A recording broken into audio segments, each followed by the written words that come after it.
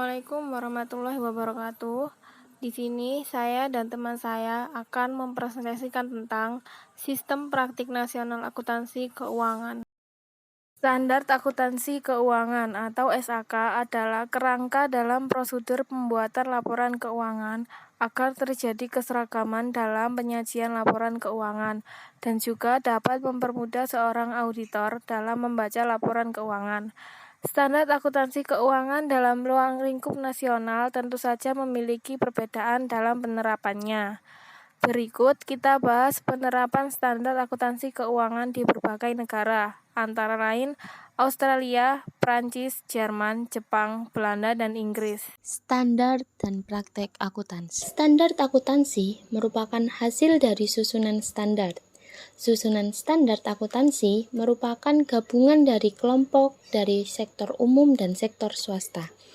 Pada tahun 2002, Uni Eropa menyetujui aturan akuntansi yang mengharuskan semua perusahaan yang terdaftar dalam sebuah pasar resmi untuk mengikuti International Financial Accounting Standard atau IFRS dalam laporan keuangan gabungan.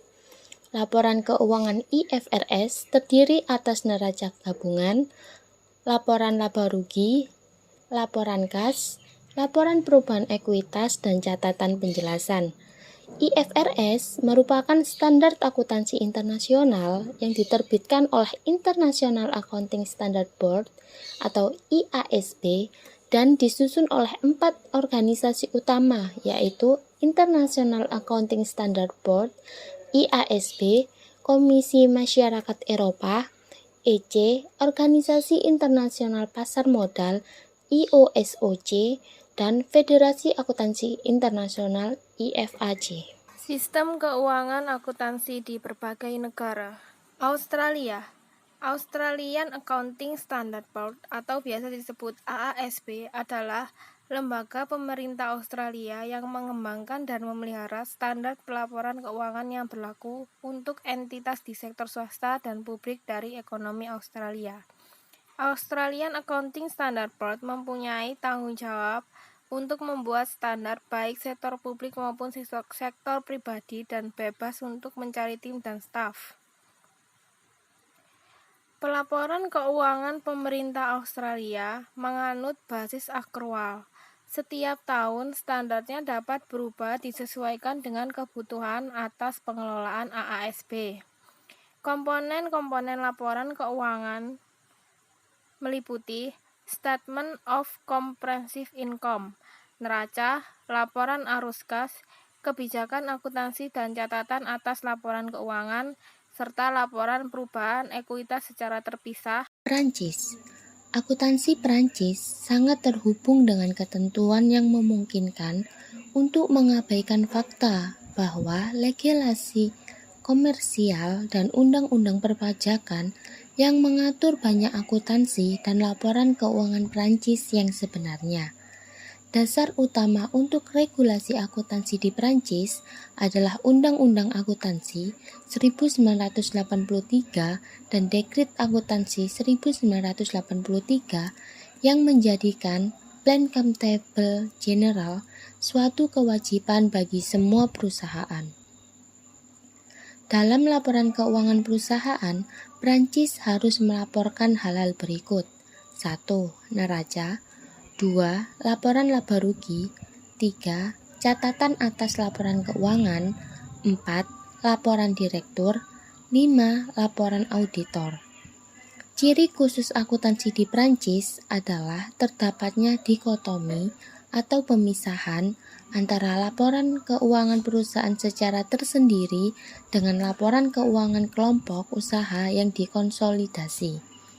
Meskipun akun-akun perusahaan secara tersendiri harus memenuhi ketentuan pelaporan wajib, hukum memperbolehkan perusahaan Perancis untuk mengikuti standar pelaporan keuangan internasional.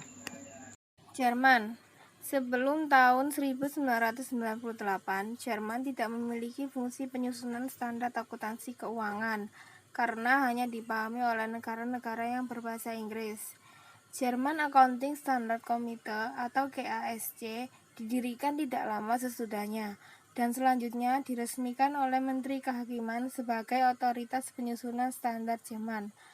GASY mengawasi German Accounting Standard Board atau GASB yang melakukan pekerjaan teknis dan mengeluarkan standar akuntansi. GASB berisi 7 orang ahli audit, analisa keuangan, akademis, dan industri yang mandiri. Sejak pendiriannya, GASB telah mengeluarkan German Accounting Standard atau GAS pada masalah-masalah seperti laporan arus kas, laporan segmen, pajak-pajak yang ditangguhkan, dan strategi baru yang menjajarkan program kerjanya dengan upaya IASB untuk mencapai sebuah pemusatan standar akuntansi global.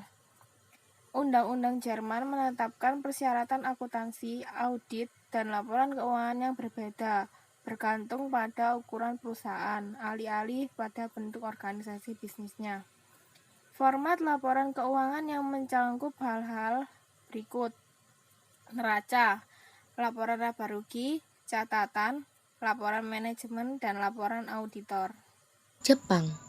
Di Jepang, perusahaan-perusahaan saling memiliki ekuitas saham satu sama lain. Investasi yang saling bertautan ini menghasilkan konglomerasi industri yang meraksasa yang disebut sebagai keiretsu. Penetapan standar akuntansi di Jepang terjadi pada tahun 2001 dengan pembentukan Badan Standar Akuntansi Jepang dan lembaga pengawas yang terkait dengannya, yang dikenal dengan Lembaga Standar Akuntansi Keuangan. Laporan wajib yang harus mendapat persetujuan dalam rapat tahunan pemegang saham yang berisi hal-hal sebagai berikut. Pertama, neraca. Kedua, laporan laba rugi. Ketiga, laporan usaha. 4. Proposal atas penentuan penggunaan laba ditahan. Kelima, skedul pendukung. Belanda. Di Belanda, akuntansi dianggap sebagai cabang dari ekonomi usaha. Akibatnya, banyak pemikiran ekonomi yang dicurahkan terhadap topik-topik akuntansi, dan khususnya terhadap pengukuran akuntansi. Kualitas laporan keuangan Belanda sangat seragam. Laporan keuangan wajib harus disusun dalam bahasa Belanda, namun dalam bahasa Inggris, Prancis, dan Jerman dapat diterima. Laporan keuangan memuat hal-hal berikut: neraca, laporan laba rugi, catatan-catatan, laporan direksi, informasi lain yang direkomendasikan. Laporan keuangan tahunan harus disajikan, baik berdasarkan induk perusahaan saja maupun konsolidasi. Akuntansi di Belanda memiliki beberapa paradoks yang menarik. Belanda memiliki ketentuan akuntansi dan pelaporan keuangan yang relatif permisif, tetapi standar praktik profesional yang sangat tinggi. Inggris. Inggris merupakan negara pertama di dunia yang mengembangkan sebuah profesi akuntansi seperti yang kita kenal saat ini. Konsep kewajaran penyajian dari hasil dan posisi keuangan juga berasal dari Inggris. Pemikiran akuntansi profesional dan praktiknya dikirimkan ke Australia, Kanada, Amerika Serikat, dan semua bekas jajahan Inggris termasuk Hong Kong, India, Kenya, Selandia Baru, Nigeria, Singapura, dan Afrika Selatan. Laporan keuangan terdiri atas laporan direktur, akun laba dan rugi, neraca, laporan arus kas, laporan keseluruhan laba dan rugi, laporan kebijakan akuntansi, catatan yang direferensikan dalam laporan keuangan, laporan auditor.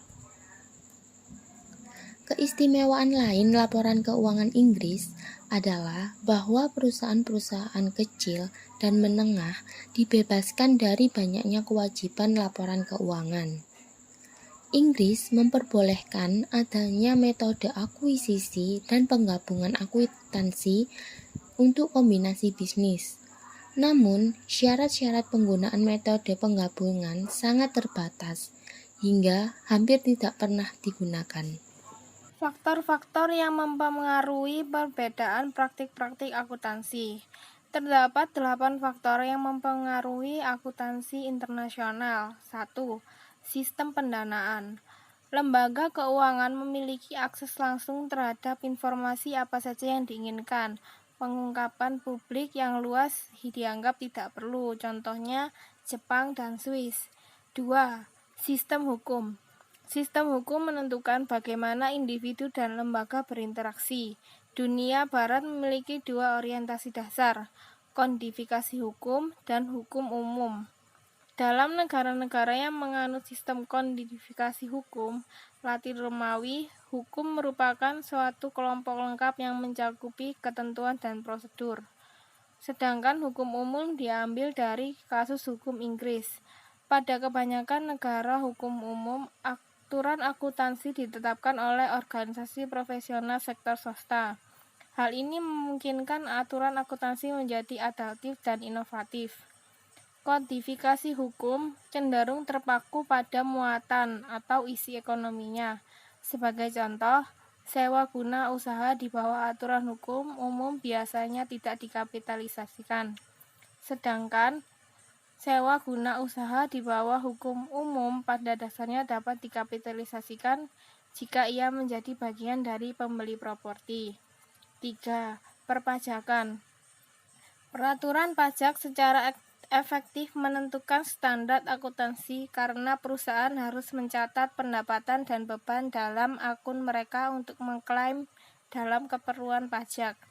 Dengan kata lain, pajak keuangan dan pajak akuntansi adalah sama. Dalam kasus ini, sebagai contoh adalah kasus yang terjadi di Jerman dan Swedia. 4. Ikatan politik dan ekonomi. Sistem pencatatan berpasangan atau double entry yang berawal di Italia pada tahun 1400-an secara perlahan-lahan menyebar luas di Eropa bersama dengan gagasan-gagasan pembaruan lainnya. Penduduk Jerman selama Perang Dunia II menyebabkan Prancis menerapkan plan comptable. Banyak negara-negara berkembang menggunakan sistem akuntansi yang dikembangkan di tempat lain, entah karena dipaksakan kepada negara-negara tersebut atau karena pilihan mereka sendiri. 5. Inflasi. Inflasi mengaburkan biaya historis akuntansi melalui penurunan berlebihan terhadap nilai-nilai aset dan beban terkait. Sementara di sisi lain, melakukan peningkatan berlebihan terhadap pendapatan. 6. Tingkat perkembangan ekonomi. Faktor ini mempengaruhi jenis transaksi usaha yang dilaksanakan dalam suatu perekonomian dan menentukan manakah yang paling utama. Sebagai contoh, kompensasi eksekutif perusahaan berbasis saham atau sekuritisasi aset merupakan suatu yang jarang terjadi di perekonomian dengan pasar modal yang kurang berkembang. 7. Tingkat berkembang. Standar dan praktek akuntansi yang sangat rumit akan menjadi tidak berguna jika disalahartikan dan disalahgunakan. Sebagai contoh, pelaporan teknik yang kompleks mengenai varian perilaku biaya tidak akan berarti apa-apa, kecuali para pembaca memahami akuntansi biaya. 8. Budaya. Budaya berarti nilai-nilai dari perilaku yang dibagi oleh suatu masyarakat. Variabel budaya mendasari pengaturan kelembagaan di suatu negara. Hofstede mendasari 4 dimensi budaya nasional. Pertama, individualis. 2. Jarak kekuasaan. 3. Penghindaran ketidakpastian. 4. Maskulinitas. Sekian presentasi yang dapat saya dan teman saya sampaikan. Terima kasih. Wassalamualaikum warahmatullahi wabarakatuh.